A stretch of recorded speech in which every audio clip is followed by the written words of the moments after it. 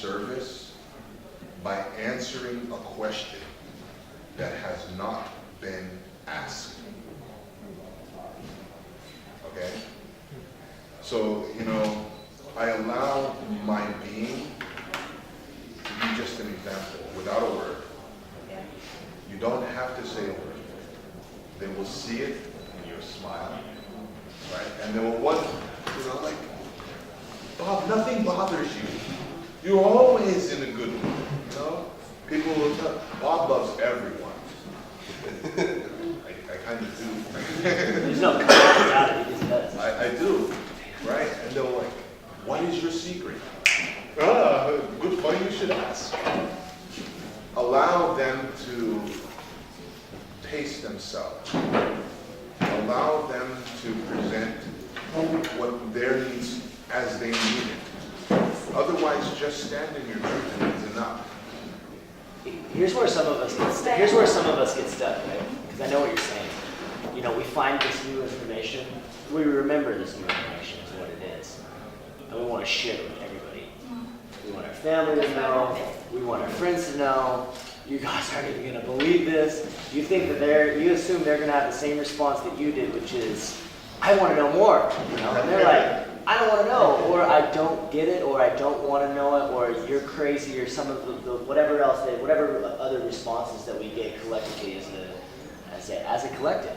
And so, what Bob is really saying is, let go of all the attachments to feel understood or validated. It doesn't really matter.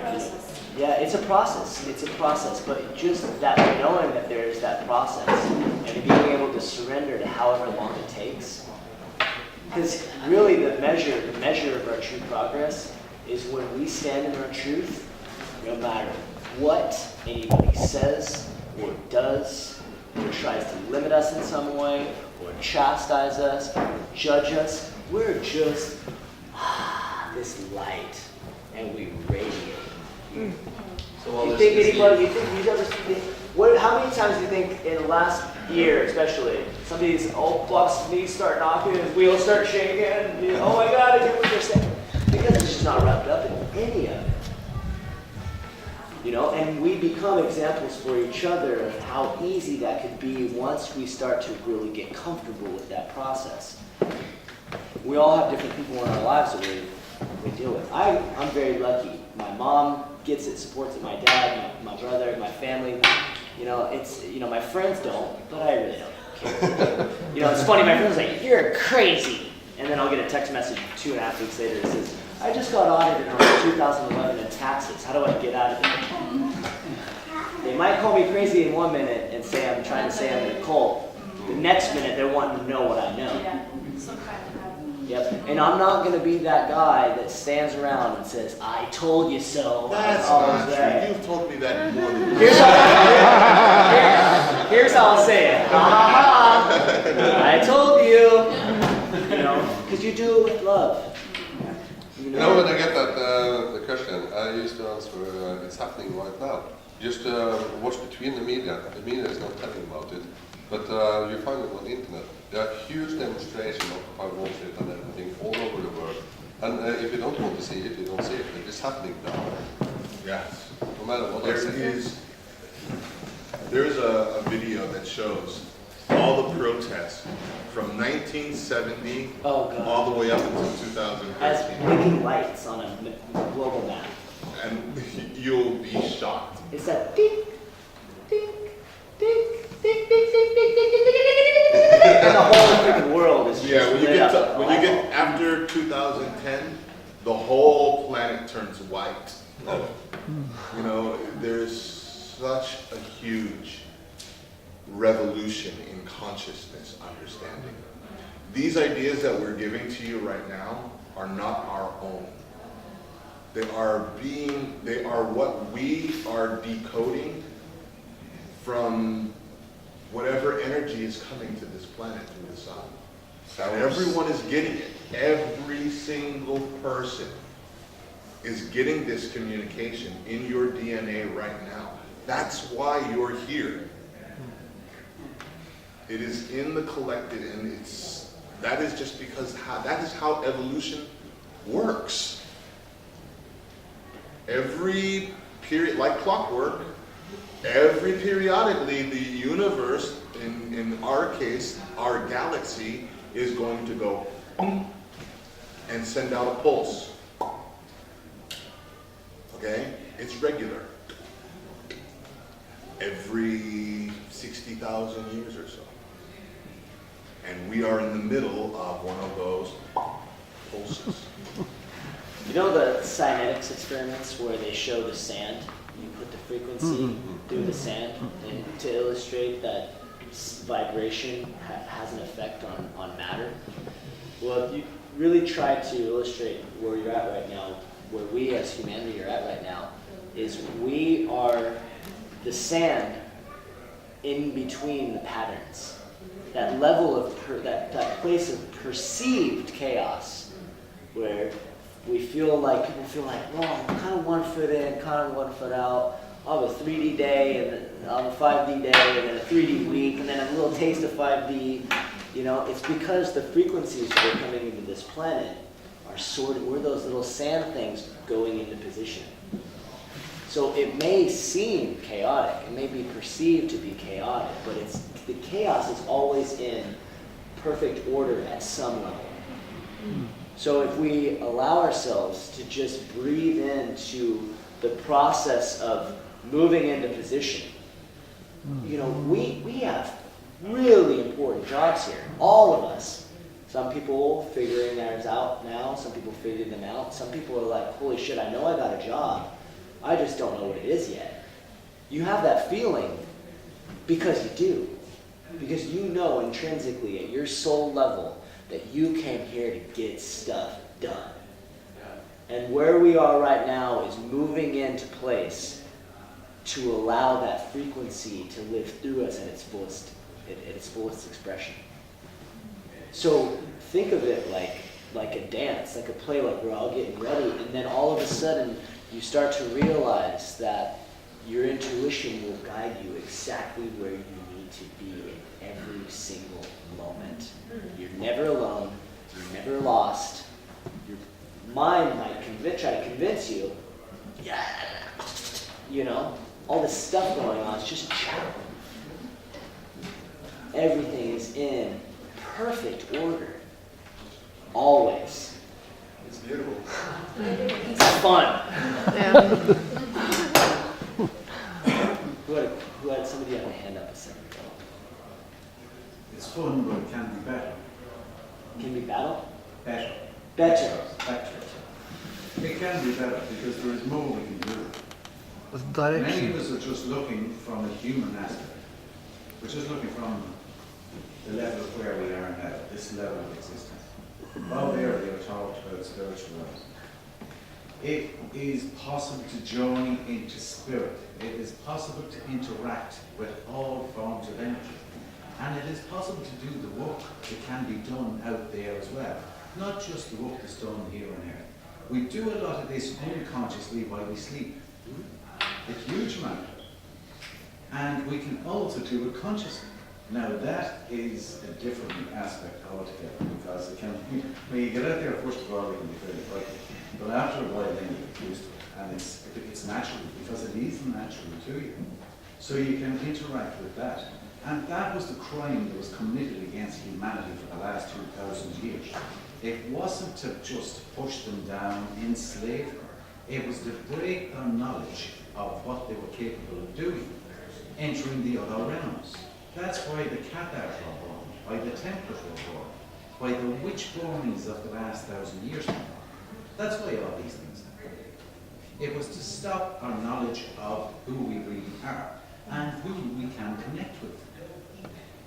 The spirits we can, everybody talks about them. The pictures on the walls everywhere of every saint under the sun.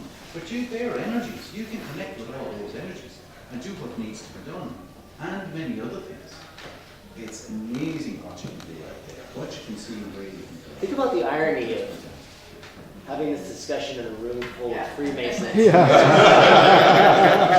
They're pissed. You can see it in their faces. Like that guy over there, he's not happy about this. This dude over here is just like, oh my god, what's happening in this room? This is not not what we want. much fear. The strange thing about this is that the Freemasons use this.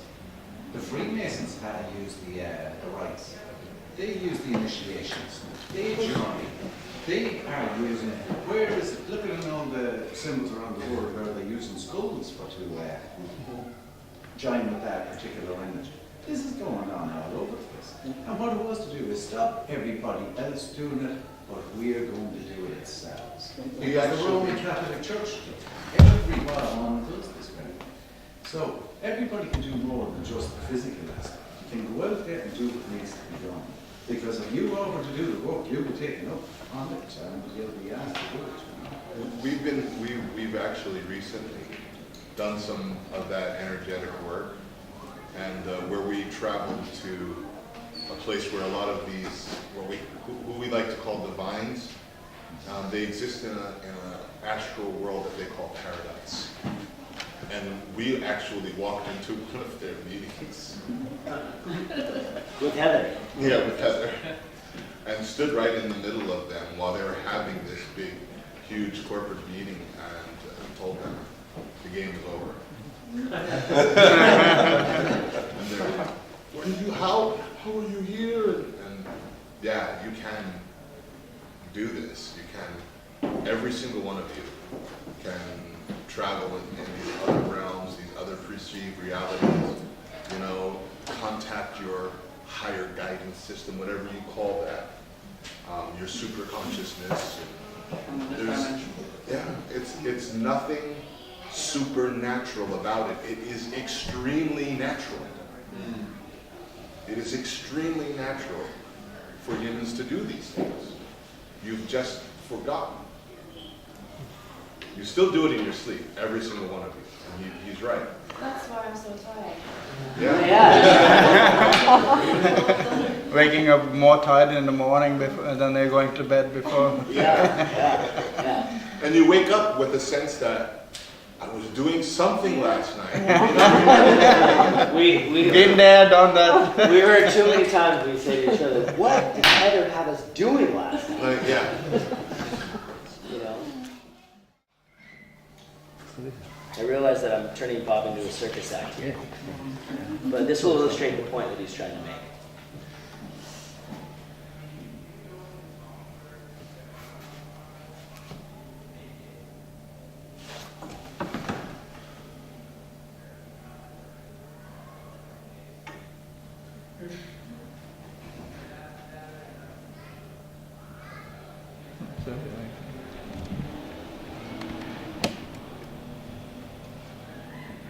Does anybody need to come closer to see this?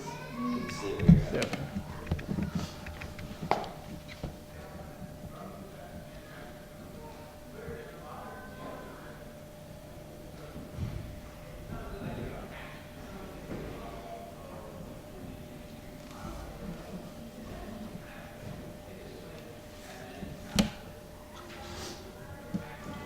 Closer.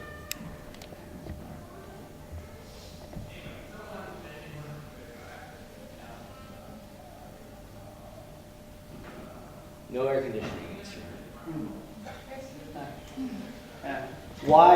Why can Bob do that? But when I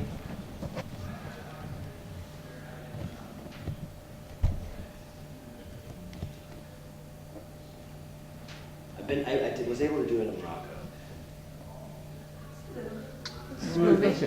Yeah. So Jorge's wife Julia was last night. She tried and tried and tried and tried and tried, just could not get it. And then what Bob helped her to do was understand that What?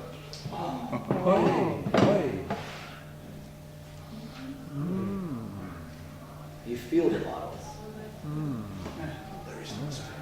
There is no spoon. You are the spoon.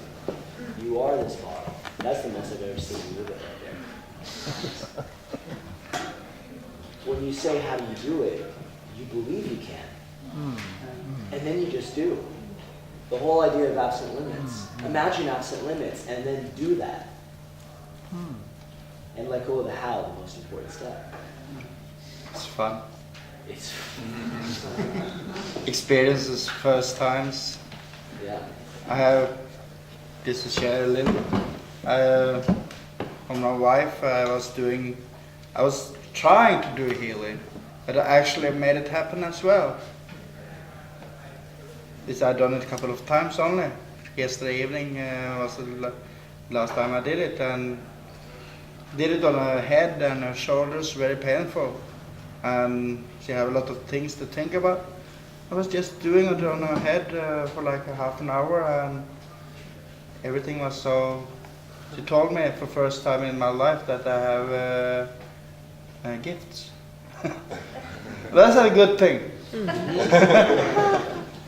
Everybody has this gift. Yeah. That's what I try to People tell her say- all the time. But People say, you know, like I do energy work, I'm a Reiki healer. I'm a healer. But you're all healers too. You know, we don't have to be attuned to some energetic download or modality. We're all energy workers. We all have the ability within ourselves to put our hands on ourselves and heal ourselves from any illness. Do some people in the world do that? You better believe it. Some people move bottles with their, you know, yes. And we all have the ability to tap into that reservoir because we were designed that way. Everyone. It's just your ability to believe, truly believe. Truly believe. Every time you try to move the bottle, it's just like the bending the spoon thing. You know what's really funny about this whole bottle moving? If you get someone who's very, very skeptical and believes it can't happen, it won't move. I know it. I know I can move the bottle. But when someone like that comes in the room, it stops working. Oh yeah. Because they are co-creating. I invited them to co-create their reality with mine, and they cancel each other out. In his reality, it doesn't exist, Then he can prove that you can't do this. right? Because he's not ready to have it proven to himself. I cannot violate that free will choice that he has made to not allow this in his reality. almost spooky. And you when you start to work with these energies and these new understandings, you'll get what I mean.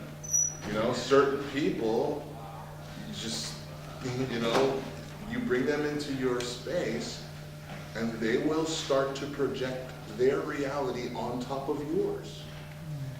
And sometimes it's very hard to overcome that reality. You know, when you hear stories about Jesus, and I'm not saying that they're true or not, whatever what you choose to believe is fine, but the examples all tell a lesson. Now, Jesus, he went around healing many different people, right? Now, for some people, he could just look at them and say, oh, your sins are forgiven. Oh, I can see, I can walk, whatever.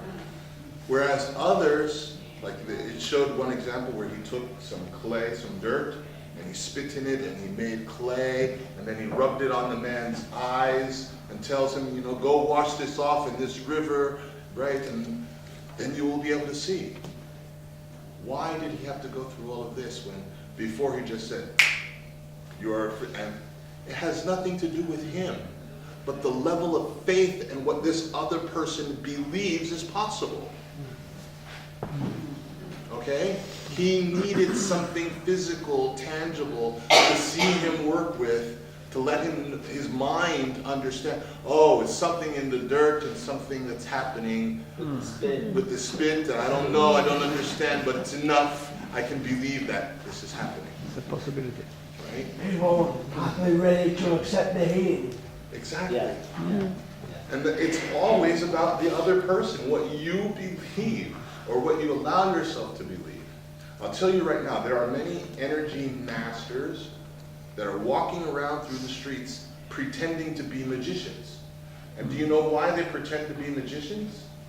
Because if I come to you like this, as I'm a magician, you are already ready to be fooled. You are already in the position in your mind to accept something that you don't expect could happen to happen. And because you relax that reality structure, It allows for these things to happen. And everyone can do it. And I'll tell you, once you stop believing in death, you will conquer death. Once you stop believing in sickness, you will conquer sickness. You only age, honestly, you only age because you believe you're supposed to. You believe you have no control over it. And I'll tell you, I have met and spoke with 200-year-old elders who can walk around, outrun any 18-year-old, right? Because they don't have that belief. Is that, hey, Jehovah? Jehovah? Is it elders from old Jehovah? No, not these elders. These are Asian elders. And many of them are 150, 200 years old. And they will do things that will make you go. Because they have a completely different understanding of what is possible. Anybody ever read the book Autobiography of a Yogi? Which one? Autobiography of a Yogi? Yeah. Read it if you haven't. Go out and get it. It's the story of Paramahansa Yogananda and his lineage of gurus that lead all the way up to Babaji. Some of you are familiar with Babaji. They tell amazing first-hand accounts of stories of various individuals that have existed in our, maybe a little bit earlier than our lifetime, in the late 1800s and the early 1900s, where they could bilocate, be in two places at one time, materialize gold castles and things out of thin air and dematerialize them. Levitate. Huh? Levitate. Levitate, the levitating saint. They no food or water, and then Babaji living thousands of years old. These masters, like Jesus, they didn't want worship. They didn't want to ask for praise. They came here into this world and they exist today to show us in their own ways, but without ego, what's possible for us. To show us that limitations of labeling things as impossible is an illusion. It is a perception. I mean, Jesus himself said, if you had faith this much, you could say to that mountain, be moved, and it would move for you. And everybody's, oh, well, what he meant was, why didn't he mean what he said? Right? He was telling you something that was true. If you could believe it, if you could allow for that belief in your reality, you could literally move a mountain. It's a difference between what you think you can believe and what you really believe. Yeah. I really want to believe things, but there's this unconscious voice that's... But you have to believe from a state of being, not from the idea that you doing belief. You really don't... It's got to come from a state of being. Belief is just the beginning, okay? Because you don't really want to believe anything. The idea of belief is literally rooted in doubt, right? Chris, are you male or female? I'm not male. You're male. Do you believe it or do you know it? I know it. See, there's a difference, right? When you know something through experience. Once you experience, you don't have to believe it anymore. You know. And knowing is basically where everyone wants to be. That's where you want. You don't want to believe in anything. Okay? But sometimes you have to believe in something in order to gain the knowledge of the experience. Once you experience it, you don't believe it anymore. You know. So you can't know what you haven't experienced. Right. So the process of that goes through it. We're constantly breaking through perceived glass ceilings of our knowingness. The world is flat. Flying around in multi-ton things with wings in the sky with a bunch of people in them. To a few hundred years ago, that would be absurd. You can't do that. You know, an elevator, it takes people up, an escalator, you know, there's some of these things that we've created, that we've invented, you can't do that. Teleport, take someone from here to there without any mode of transportation, baloney. Well, no it's not. It's just a perceived glass ceiling. And when enough of us start to unlock and stop labeling things as impossible, we create those which we truly understand are possible like that. I'll give you an example. Has anybody heard of the 4-minute mile barrier? Yeah. Okay? For a long time, it was a commonly held belief that it was impossible for a human being to run a mile faster than 4 minutes. Right? That the human muscular structure did not allow for that type of movement or that type of speed, right? Until a black man who had never heard of this theory did it, right? And once he did it, and everyone saw him do it, right, at the Olympics, everyone started breaking this barrier all over the world. Why? Because they knew it could be done. This is how reality works. So how do we shift into a new paradigm? Each of you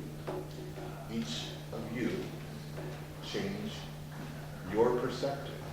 Each of you change your belief, your ideas, your perception of what is true. Each of you allow more expansiveness into your own lives. That's how we change the world. And we do this with our conversations right now, like what we're having. You know, talking with each other, sharing our experiences. Sharing experience is the fastest way to change reality. It's the fastest way to change reality.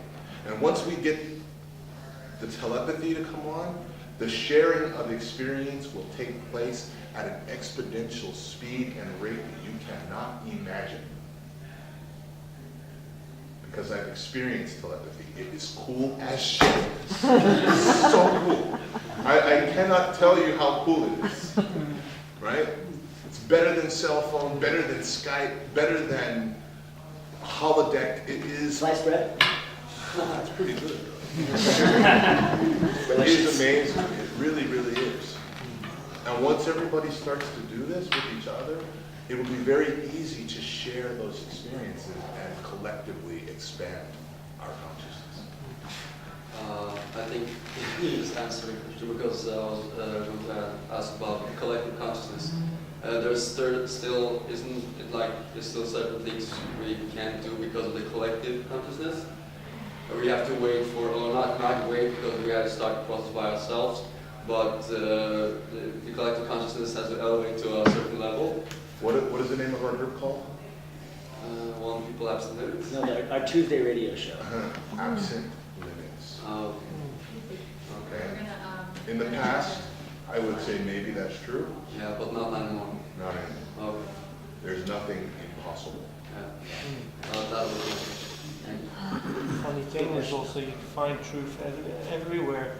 If you look in the Bible, I don't know the Bible so very well, but I think the first law of the Bible is, I am your God. And the I is actually you. You? People don't understand it. I mean, think about it from this perspective. We've created everything in existence. The planets, the stars, the Milky Ways, the galaxies, the buildings, the sidewalks, everything in existence we have created. Because we are all the same being in different form. Yeah, we all are I. Right? The whole quest of spirituality is one question. Who am I? And there's only one way that you can answer that question. I am. I am. Right? Yeah, I know. Who am I? I am. Right? And in the Bible, who is I am? God. Right? And so who is God? You are. Each of you has an I am. Does God have limits No. in his ability to create? No. So none of us have any limits. And we're all here because we're remembering that. So it's time to take that step. It's possible to have a credible future. It's not only possible, it's not only probable, It's gonna happen. it's inevitable. It's destiny. All right, it's lunchtime. Does anybody have any last questions before we break for lunch? We just got too quick. Yeah, one more question. What are your views on our galactic family?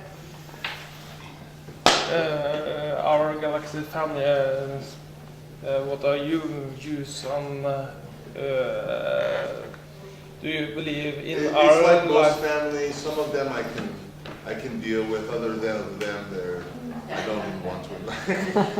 You know, the galactic family is very, very large. And, you know, as far as like, you know, if you're asking me if I believe that they exist, no, I know. You know, I've experienced them. And like I said, some of them I get along with really, really well.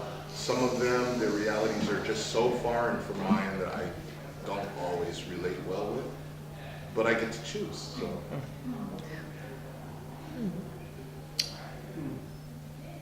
Any more question? Thank you for coming. Okay, one more question. Oh. Question really. It is. You talk a lot about believing. How about, I mean, if you look at us, what is stopping us, what is limiting us, is our beliefs. Nothing but. Yep.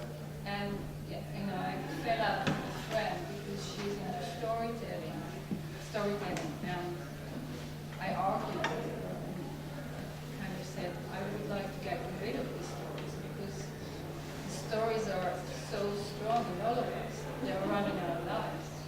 We have a story about everything. Right? And we leave out those stories. We just keep telling them to ourselves and we become those stories. But they're not us. They're just stories. It's not a problem with the story. So why not Okay. drop those beliefs if you want to become who you really are, if you want to remember? The problem is not necessarily the story. Okay? But the problem is Your relation to you are this. telling someone else's story and not your own. We repeat someone else's story as though that their story is more valid than your own. But if you tell your own story, you have your own sets of beliefs. Even if they're your own, you make them up. Well, They are just made up all the same.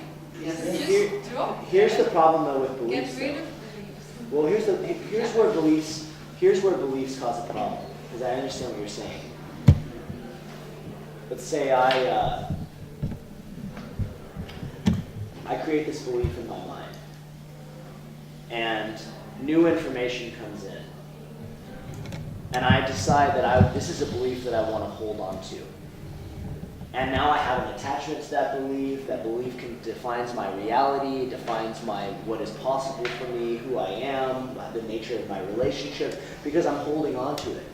Where we have the ability to make progress when it comes to the nature of beliefs is when we say, my beliefs are in a constant state of flux. I have no attachments to any of them. You know, it's like take somebody that's like a fundamentalist Christian. Those are the most anchored, set in stone beliefs that you could ever possibly experience, some of the ones in religion. Now, if I say, okay, you know, I really resonate with being a Christian. And tomorrow, someone shows me the concept of self-realization. I have the ability to say, you know what, no, I already decided I'm a Christian. and this is what I believe, and that's not up for question.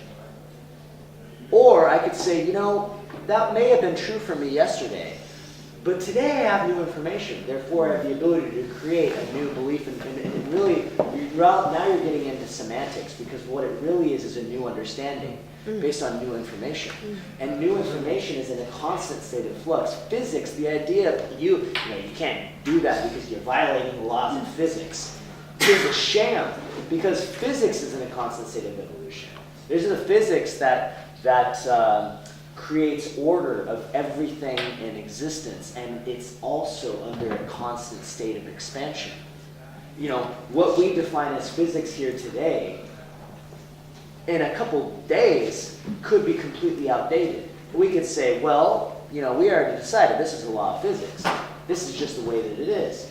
But I have this experiment over here that says, well, okay, well, that law of physics that you created was obviously not correct. Do you remember a couple of years when the speed of light was a constant number? Yeah. It's not anymore. What changed? I see what you're saying, though. You know, I see what you're saying. Surrendering beliefs, if done, it's really, now we're trying to use words for something that we don't have the ability to describe with language. I don't understand. I'm No. saying, get rid of the limits. If you want to be who you are, get rid of the limits, and beliefs are some of the limits. Yes. Yeah, And absolutely. by the way, value, you keep talking about value. We are limitless, we are everything that there is. How come we can have value or not have value? It's not a question. But we live in a dualistic relative dimension, so it's like What is a realistic? relative. It's everything is dualistic in as well as we are human beings. Dude, first of all, there is no such thing as you cannot be a human on this earth and not have value. We all have all of our value. What does it mean value? If we are everything, and we, of course, we are here. We decided to be here. At the moment we decided to be here, we have a right to everything here. Yes. But where is value? You know, if you had value, then there's something more valuable and less valuable. So where is value here? But value exists in the dualistic, in the realm of the relatives, which we live in right now as human beings. Yeah, but you choose to live there. You can leave it. Yeah, but that's true, but I don't want to leave it because I want to experience this. So as long as I'm a human being, It's free. You have another you to experience 3D. You know what? We all do. One of the things that basically Indigenous said is the reason why language is dangerous is because words are all illusions. All words are illusions, including value. All we can do, we can say, this is a hand. Well, what's the word hand? This is this. The word hand is something we create to describe what this is. The word value is just a word that we to create to describe something that is not, we are not able to define. I think So, from your perspective, you're right. From your perspective, you are right. You are right. Whatever you say, you're right. And no one else is wrong. I think value is also something about choice, again, as you said before, because it's choosing in a way what is good for me and what might harm the others. Right. When I say value, I say what I have accepted into my life as good for me. Okay? You know, it's for me, like, you know, those things, they're valuable to me because I experience joy through that experience. Okay, for me, joy is value. Love is value. The ability to share those things is also value to me. These are the things that I have found to be true and good for me. But my values may not be the same as someone else's. You know, for other people, they may value solitude, silence. You know? Is it a contradiction? No. Something? So But why as we long have- as it is something that you are comfortable with, that edifies and enhances your own state of being, That is what real value is, and it's different for every person. This is why it's beautiful to say, you have your representation of your truth. Everybody has their version of their truth. And at the level of absolute truth, all just is. Yeah. There is no words that we can talk to try to figure out. My perspective has more merit than yours because at absolute truth, everything just is. But we are still entitled to our own truths for what is true for us. For you, you don't like to use the word value. Bob does. You're both right. Well, yeah, and I could agree with you. I'm From the trying absolute. to contribute by Oh, no. raising questions. I'm not chastising your question. No. I'm saying that what you're saying is totally valid. Absolutely. In every context. So I know you're not looking for validation, but I see what you're saying. I see what you're saying. You're saying, well, how could you even label something as value? And that for you it might not work, but for some people that it might, because it allows them to comprehend something from a new experience.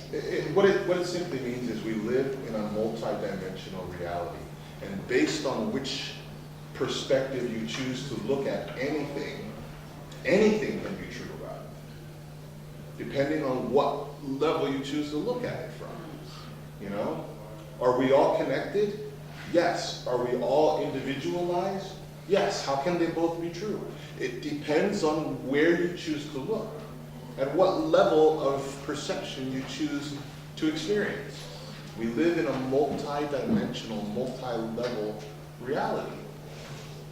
So we get to choose which experience we wish to have. If you wish to experience oneness, right, there are ways that you can experience. People have had these expansive oneness experiences, whether it's through psychedelics, meditation, or through whatever, they've had that experience. But they have also had the experience of feeling alone and separate. Both experiences are valid because you experience them.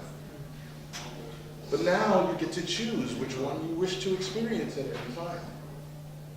And that is something new. That is a new conscious way of choosing and living deliberately. I think also the picture of the fractal actually explains part of that. Mm-hmm. If you think about the fractal, every single spot actually represents the wholeness. Mm-hmm. But at the same time, you don't find a single spot in the whole in this fractal which is identical to another. It is different. Like a hologram. Every single part is different, although it actually represents the wholeness and resembles the wholeness. Yeah. You would love Great Braid. Do you know what Great Braid is? the holographic universe, amazing stuff. So we're going to break for lunch now. Brilliant discussion though. Thank you for everybody for